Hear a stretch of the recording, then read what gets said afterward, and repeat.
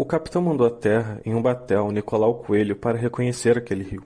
E assim que ele começou a ir para lá, os homens acorreram à praia, chegando de dois em dois, de três em três, de maneira que quando o batel alcançou a boca do rio, já estavam ali 18 ou 20 homens pardos, todos nus, sem nenhuma coisa que lhes cobrisse suas vergonhas. Traziam arcos nas mãos e suas flechas. Vinham todos rijos para o batel, mas Nicolau Coelho fez sinal para que pousassem os arcos, e eles pousaram. Ali não pudemos entender a fala deles, nem os ouvir direito, por o mar quebrar na costa. Nicolau Coelho tão somente deu-lhes um barrete vermelho, uma carapuça de linho que levava na cabeça e um sombreiro preto. Um deles lhe deu um sombreiro de penas compridas de aves, com uma copazinha pequena de penas vermelhas e pardas, iguais às de papagaio, e outro homem lhe deu um colar grande de continhas brancas e miúdas, que parecem de aljaveira, as quais peças creio que o capitão manda a Vossa Alteza. Depois disso, Nicolau Coelho retornou às naus, por ser tarde e porque não podia falar com eles, por causa do barulho do mar. Esse trecho descreve o primeiro encontro entre indígenas e portugueses, apresentando Nicolau Coelho, que era um veterano da frota do Pedro Álvares Cabral, trocando algumas peças com os indígenas, que provavelmente eram guerreiros, e também mostra a dificuldade de comunicação entre eles. E essa dificuldade é representada pelo barulho do mar. O trecho é da Carta de Caminha, a famosa Carta de Achamento de Pero Vaz de Caminha, que tinha a função de relatar ao rei de Portugal, Dom Manuel, o que Caminha tinha visto nas terras do Novo Mundo. E aí a gente pode se perguntar por que uma carta? De acordo com Emerson Tin, a carta tem uma função muito prática. Ela comunica algo a alguém. E por isso que quando a gente lê uma carta, principalmente uma antiga como a do Caminha, a gente precisa saber o contexto de produção dela. Mas falando um pouco sobre carta, a carta é um dos gêneros mais antigos da humanidade e surgiu quando os povos nômades deixaram de ser nômades e eles precisavam que as suas notícias circulassem. Durante muito tempo, a carta contava com regras muito estritas e essas regras se originaram na Idade Média, que é o período que surgem as partes que delimitam as cartas, que são a saudação, a captação da benevolência, a narração, a petição e a conclusão. E uma das características essenciais da carta é que ela precisava de brevidade e a outra é que ela precisava de clareza. Ela precisava que os fatos fossem muito claros, porque os interlocutores, não estando no mesmo local, eles não iam poder esclarecer pontos obscuros. A Carta do Caminho ela segue esse modelo medieval e também é dividida em 5 partes. A saudação é vista no início. Senhor, posto que o capitão-mor desta vossa frota e também os outros capitães escrevam a vossa alteza sobre a nova do achamento desta vossa terra nova, que agora nesta navegação se achou, não deixarei de dar minhas notícias disso a vossa alteza, e o farei o melhor possível, ainda que, para bem contar e falar, eu saiba pior que todos fazer. Esse trecho, além de ser a saudação, ele também é a captação da benevolência, e ele acontece por um recurso muito comum na época, que é a afetação da modéstia, que era uma simulação de modéstia. E na carta, Caminha diz que apesar de não ser o melhor para realizar a tarefa de coleta de informações, ele vai fazer a narração com o máximo de fidelidade possível. No decorrer da carta, Caminha se distingue dos outros tripulantes porque ele diz que não vai dar ao rei aspectos técnicos da viagem. E isso faz com que a gente se pergunte por que ele foi chamado então. O Caminha ele foi chamado porque nessas viagens eram necessários homens de letras que tinham a função de registrar e relatar o novo mundo aos europeus. E Caminha, como era um funcionário régio e letrado, ele poderia descrever ao rei o que seria de interesse dele, o que seria de interesse da coroa portuguesa no novo mundo. A carta então era uma forma de apresentar ao europeu o que havia no novo mundo. Em seguida, Caminha começa sua narração, e ele começa narrando a saída de Belém no dia 9 de março de 1500, e a viagem durou até o dia 21 de abril, quando eles chegam à costa da atual Bahia. Caminha continua sua narração, e os trechos que merecem ser destacados são: a feição deles é serem pardos, a maneira de avermelhados, de bons rostos, de bons narizes bem feitos, andam nus, sem nenhuma cobertura e não procuram cobrir nada, sem fazer caso de mostrar suas vergonhas. E a respeito disso estão em tanta inocência como têm em mostrar o rosto. Ambos os jovens traziam os beiços de baixo furados e cada um deles varado por um osso branco, de meio palmo de comprimento, da grossura de um fuso de algodão e agudo na ponta como um furador.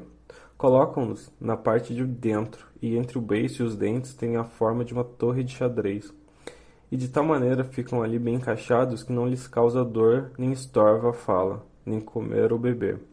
Os cabelos são corredios, de bom comprimento, e andavam tosqueados de tosquia alta, mas de sobrepente e rapados até por cima das orelhas. A Carta do Caminha, por ter essa função de descrever o Novo Mundo aos europeus, ela tem descrições. E a gente pode ver como Caminha descreve as peles, o rosto dos indígenas, o fato deles andarem nus, com as vergonhas à mostra. E ele também descreve itens como o tembetá, possivelmente o tembetá, que é esse item da imagem, para tentar criar para o rei e para as outras pessoas que fossem ler ou ouvir a carta um retrato fidedigno da figura do indígena. As descrições do Caminha têm a função de equífrase. E o que seria equífrase? É um recurso retórico que tem a função de levar o leitor para o lugar que está sendo descrito. A intenção é que o leitor se sentisse como se ele estivesse no local. E o Caminha quer que o leitor consiga ver o local. E dentro da equífrase, a gente tem o retrato. E esse trecho que foi lido, ele é um bom exemplo disso, porque no retrato você tem uma descrição focada de elementos particulares. Então, primeiro ele descreve o rosto, depois os corpos e depois o ornamento. Então são elementos particulares que formam um retrato. Essa descrição ela tem a função de apresentar aos europeus os indígenas e faz comparando os indígenas aos africanos que já tinham tido contato com os portugueses na costa africana. Por exemplo, quando Caminha menciona que a cor da pele dos indígenas é parda e o cabelo deles é corredio, ele está comparando com os etíopes, que era um povo que os portugueses tinham tido contato. Então ele quer mostrar as especificidades dos povos que ele encontrou na Nova Terra. O segundo recurso da equífrase é a cena, que tem o objetivo de representar várias figuras ao mesmo tempo. E Caminha tem 3 tipos de cenas durante a sua narração. E uma delas é a política. Por exemplo, quando os portugueses recebem em seu barco 2 indígenas. Quando eles chegaram, o capitão estava sentado em uma cadeira, com um tapete aos pés ao modo de estrado, e bem vestido, com um colar de ouro muito grande ao pescoço. E Sancho de Tovar, Simão de Miranda, Nicolau Coelho e Aires Correia, e todos nós que na nau com eles vamos, estávamos sentados no chão, sobre um tapete. Acenderam-se tochas, os jovens entraram e não fizeram menção de cortesia, nem de falar ao capitão nem a ninguém. Essa cena é uma representação diplomática. O capitão, Pedro Álvares Cabral, está numa cadeira e usando um colar de ouro. Ele é uma representação real, uma representação do rei. E ele está sendo acompanhado nos tapetes pelos outros tripulantes. Então, é como se fosse uma comissão diplomática numa missão diplomática. E eles estão recebendo autoridades locais, no caso, os 2 jovens indígenas. Ainda relatando o encontro, Caminha também utiliza do humor para resolver uma situação. Um deles viu umas contas brancas de rosário, acenou que lhes dessem e divertiu-se muito com elas. Enrolou-as ao pescoço e depois tirou-as e embrulhou-as no braço. E acenava para a terra e depois para as contas, em seguida para o colar do capitão, dando a entender que lhes dariam o ouro por aquilo.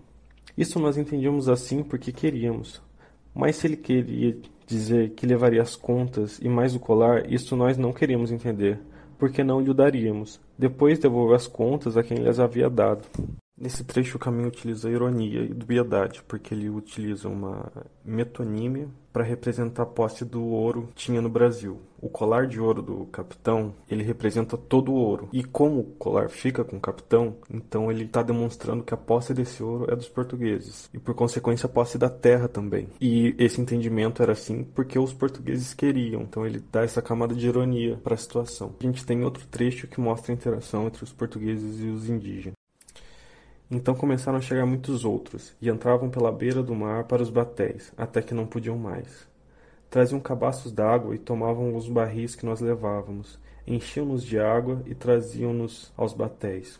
Não que eles de todo chegassem a bordo do batel, mas, bem perto dele, lançavam o que queriam com as mãos e nós pegávamos, então pediam que lhe dessemos alguma coisa. Nicolau Coelho levava cascavéis e manilhas, e a um dava um cascavel e a outros uma manilha. De maneira que com aquele engodo quase nos queriam dar as mãos. Davam-nos aqueles arcos e flechas em troca de sombreiros e carapuças de linho ou de qualquer coisa que lhes quisessem dar. Daquela praia partiram os mancebos que tínhamos trazidos e não os vimos mais. Esse trecho mostra uma demonstração de amizade por parte dos indígenas que estavam ajudando os portugueses com o carregamento de água do barco e que os portugueses estavam trocando por coisas que para eles eram irrisórias. Essa é também mais uma cena, mais uma equífrase, e ela tem por objetivo mostrar a movimentação dos indígenas. E aqui mostra a movimentação dos indígenas tentando ajudar os portugueses. Então a gente tem uma série de elementos, como levar a água, trocar, tudo isso tentando compor uma cena para a visualização do leitor. Durante toda a narração, Caminha lista todos os presentes que eles receberam dos indígenas, porque esses presentes seriam valiosos ao rei. E nessa cena, os portugueses consideram como irrisórios os presentes que eles dão aos indígenas, o que é um reflexo do capitalismo mercantil que tinha acabado de se estabelecer na Europa. Os indígenas viam seus presentes como gestos de amizade, porém, para os portugueses, os indígenas não conseguiam ver o valor pecuniário, ou seja, o valor monetário, do que eles recebiam em troca. Eles não conseguiam ver isso por ingenuidade, porque a lógica capitalista que tinha se formado na Europa era totalmente estranha para os padrões indígenas. Retomando as inscrições, a gente tem a primeira missa que aconteceu na América Portuguesa. No domingo de Pascuela, pela manhã, determinou o capitão de ir ouvir a missa e pregação naquele léu. Mandou todos os capitães que se arrumassem no batel e que fossem com ele, e assim foi feito. Mandou armar naquele léu uma tenda e dentro dela erguer um altar muito bem preparado. E ali, com todos nós, fez dizer missa, a qual foi dita pelo frade Frei Henrique em voz entoada, e oficiada com essa mesma voz pelos outros padres e sacerdotes, que estavam todos presentes. A missa, segundo meu parecer, foi ouvida por todos com muito prazer e devoção. O capitão portava a bandeira de Cristo, a mesma que saiu de Belém, que esteve sempre levantada da parte do Evangelho. Acabada a missa, o padre desvestiu-se e subiu em uma cadeira muito alta, enquanto nós nos assentávamos sobre a areia, e pregou uma solene e proveitosa pregação da história do Evangelho. E ao fim dela tratou da nossa vinda e do achamento da terra, referindo-se ao símbolo da cruz, sob cuja obediência viemos, o que veio muito a propósito e causou muita devoção. A primeira missa ela foi conduzida pelo Frei Henrique, que mais tarde morreu em Calicut como caminha. Desta vez a gente tem uma cena religiosa que descreve a fé e como ela foi transportada pelos portugueses para o Novo Mundo. Como vimos, a cena ela tem o intuito de relatar vários elementos e Caminha nos conduz pela preparação dessa missa e nos relata como foi a cerimônia em si. Quando o Frei Henrique relaciona o Evangelho ao achamento, ele faz isso porque ele quer inscrever o achamento da Nova Terra na história portuguesa, porque Portugal se via predestinado a evangelizar as terras que encontrasse. A carta também evidencia uma incapacidade dos portugueses de entender estruturas sociais indígenas. Muitos dos nossos atravessaram o rio e andavam tão no meio deles que eles se esquivavam e se afastavam, e alguns fugiam para cima, para onde estavam os demais. Então o capitão fez com que os dois homens o tomassem ao colo, atravessou o rio e mandou que todos voltassem, havendo ali a quantidade de gente de sempre. E assim que o capitão fez todos voltarem, vieram a ele alguns daqueles, não porque o reconhecem como líder, pois me parecem que não entendem o que tal seja, nem disso tomavam conhecimento, mas porque todos os nossos homens já tinham atravessado de volta o rio. Ali falavam e traziam muitos arcos e continhas daquelas já ditas, e resgatavam-nos por qualquer coisa, de tal maneira que os nossos trouxeram dali para as naus muitos arcos, flechas e contas. A incapacidade dos portugueses em perceber as estruturas sociais dos indígenas é mostrada com mais clareza pelo fato deles não entenderem o que seriam essas tais contas e essas flechas que eles estavam trocando. Um outro trecho que mostra essa incapacidade é: depois o capitão encaminhou-se para cima, ao longo do rio, que corre sempre diante da praia, e esperou um velho, que trazia na mão uma pá de almadia. Enquanto o capitão esteve com ele, falou perante nós todos, sem nunca ninguém o entender, nem ele a nós, quantas coisas que lhe perguntávamos sobre o ouro, que nós desejávamos saber se na terra havia. Trazia este velho o beiço tão furado que lhe caberia pelo furo um grande dedo polegar, e metida nele uma pedra verde, ruim, que tampava por fora esse buraco. E o capitão lhe fez tirar, e ele não sei que diabo falava, ia com ela direto ao capitão, para lhe meter na boca. E estivemos sobre isso rindo um pouco. Então o capitão enfadou-se e deixou-o. Nessa cena, o capitão ele estava provavelmente falando com o xamã, porém ele não percebe a posição social dentro da estrutura indígena. E que o que o xamã segurava provavelmente era um ibirapema, que também indicava a posição social e a sua importância dentro da sociedade. Mas aqui ele é descrito a partir de um material náutico português. Então a gente tem esse desconhecimento por parte dos portugueses, mas ainda assim o Caminha ele consegue fazer um registro antropológico das ferramentas indígenas, como a gente vê no seguinte trecho. Muitos deles vinham ali estar com os carpinteiros, e creio que o faziam mais por verem a ferramenta de ferro com que trabalhavam do que por verem a cruz, porque eles não têm coisa que de ferro seja. Cortam a madeira e seus troncos com pedras feitas em forma de cunha, colocadas em um pau entre duas talas, muito bem atadas, e dessa maneira ficam bem fortes, segundo nos contaram os homens que ontem às suas casas foram, porque lhas viram lá. A amizade deles conosco era já tanta que quase nos estorvavam no que tínhamos de fazer. Um ponto a ser destacado é que a carta do Caminha, provavelmente, ela retirou trechos do que seria o diário de bordo dele da viagem. Tanto que o seguinte trecho ele mostra que no dia em questão não havia mais nada para ser registrado. Mandou que esta noite fossem muito bem tratados e alimentados, e eles comeram todas as comidas que lhes deram. E, segundo nos contou, mandou que lhes preparassem cama com lençóis, onde dormiram e descansaram aquela noite. E não aconteceu mais nada naquele dia para que se escrever seja.